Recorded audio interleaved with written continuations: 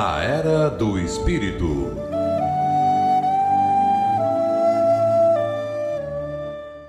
Bom dia, ouvintes da Rádio Guarujá, AM 1420.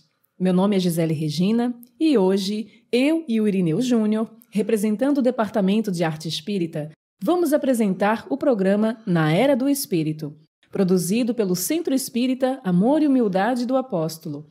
Todo último sábado do mês será dramatizada uma história para ser refletida à luz do Evangelho. E a história de hoje trata da importância de se alimentar das palavras do Evangelho e servir.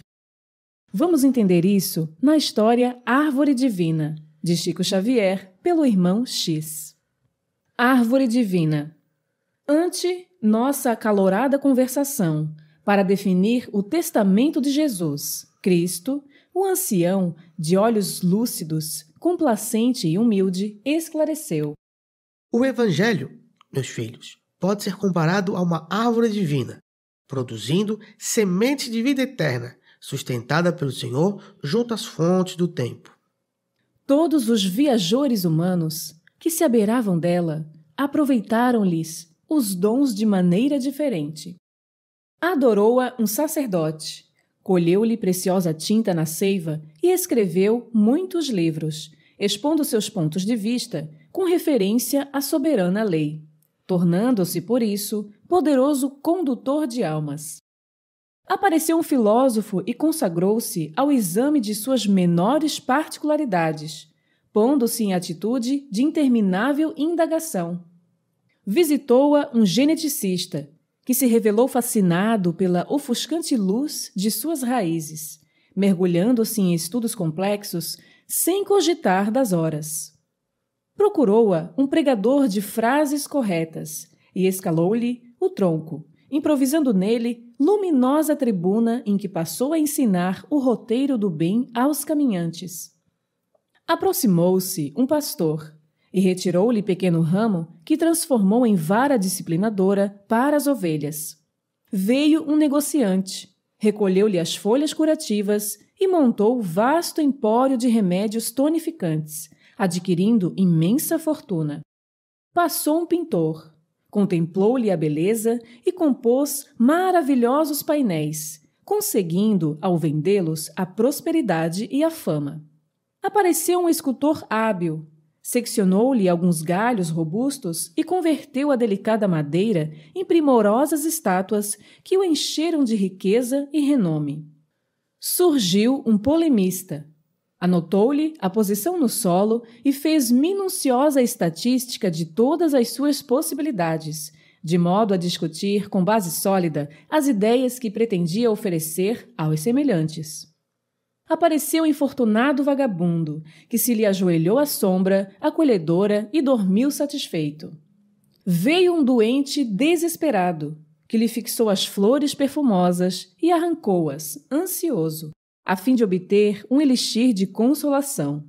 Cada qual se uniu à árvore preciosa, satisfazendo os propósitos de que se sentiam possuídos. Todavia, embora dessem o máximo de seus esforços à obra do progresso coletivo, em tarefas respeitáveis, continuavam sempre radicados ao campo inferior da vida, atormentados pelos interesses que os ligavam entre si. Eis, porém, que surge um homem diferente, caracterizado por grande boa vontade. Não exibe título algum, a não ser indiscutível disposição à fraternidade real. Admirou com simpatia o sacerdote, o filósofo, o geneticista, o pregador, o pastor, o negociante, o pintor, o escultor, o polemista, o vagabundo e o doente. E após longa meditação, abraçou-se respeitosamente à árvore, colheu-lhe os frutos e comeu-os. Seus olhos iluminaram-se. Fez-se mais sereno, mais forte e mais digno. E em silêncio passou a servir a todos, em nome do divino pomicultor. Como persistisse trabalhando abnegadamente, sem ser catalogado na convenção do serviço terrestre, determinou o mestre fosse chamado discípulo, com vantagens ocultas no céu, O velhinho interrompeu-se, sorriu e rematou. Segundo reconhecemos, o Evangelho permanece entre nós, em derredor de sua claridade, porém, toma cada aprendiz o título que deseja. E antes que pudéssemos interpelá-lo, para mais amplo esclarecimento do apólogo, fez significativo gesto de adeus e seguiu adiante. Então, queridos ouvintes, a narrativa nos convida a pensar sobre o que seria a árvore divina nesse contexto da história. Para entender melhor, comecemos a reflexão com a seguinte frase: o Evangelho, meus filhos, pode ser comparado a uma árvore divina, produzindo sementes de vida eterna, sustentada pelo Senhor junto às fontes do tempo. É possível perceber que na história, enquanto os outros viajantes, que têm títulos e aproveitam a árvore divina para aperfeiçoar seus dons, o homem sem títulos, chamado de o homem indiferente, com grande boa vontade, a usou de outra forma. Ele foi o único que soube entender o propósito da árvore divina, abraçando ela com respeito. Ou seja, a árvore divina é o Evangelho, e os frutos, que simbolicamente comemos, é o ato de nos alimentar dos ensinamentos de Cristo, sustentados por Deus. Lá no Evangelho, no capítulo 18, item 16, pelas suas obras é que se reconhece o cristão. Em Instruções dos Espíritos, podemos constatar a explicação do Espírito Simeão, que é pertinente a esta história, que diz: o cristianismo, qual o fizeram há muitos séculos, continua a pregar essas virtudes divinas, esforça-se por espalhar seus frutos, mas quão poucos os colhem. A árvore é boa sempre, porém maus são os jardineiros.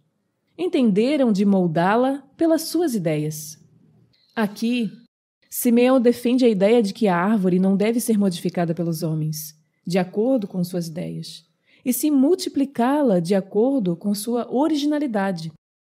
Nossas dificuldades maiores, devido à linguagem limitada que temos, é de compreender as metáforas de Cristo. Por isso, os frutos são os ensinamentos. Nos alimentando dos frutos e vivenciando os ensinamentos, mais perto estaremos da compreensão do Cristo. Quando o homem diferente na história, aquele homem sem títulos, colhe o fruto e come, ele se ilumina e se torna mais sereno e digno quando começa a servir a todos.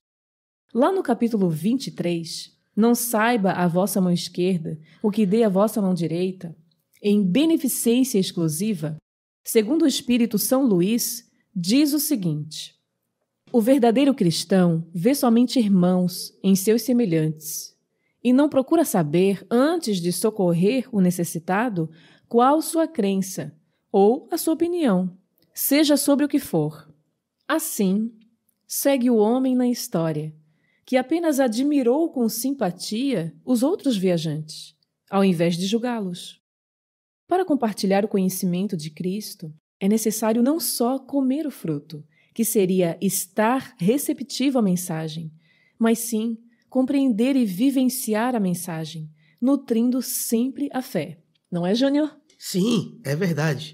E nesse texto, caros ouvintes, podemos fazer uma ligação com o poder da fé, referência que consta no Evangelho segundo o Espiritismo, capítulo 19.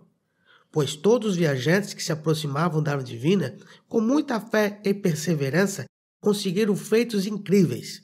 Em outra acepção, considera-se fé a confiança que se deposita na realização de determinada coisa, a certeza de atingir um objetivo. Nesse caso, ela confere uma espécie de lucidez, que faz antever pelo pensamento os fins que se tem em vista e os meios de atingi-los, de maneira que aquele que a possui avança, por assim dizer, infalivelmente.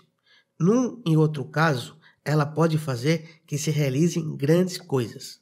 Então, amigo ouvinte, como você está usando as sementes divinas em sua vida? Agradecemos a atenção de todos e até o próximo programa.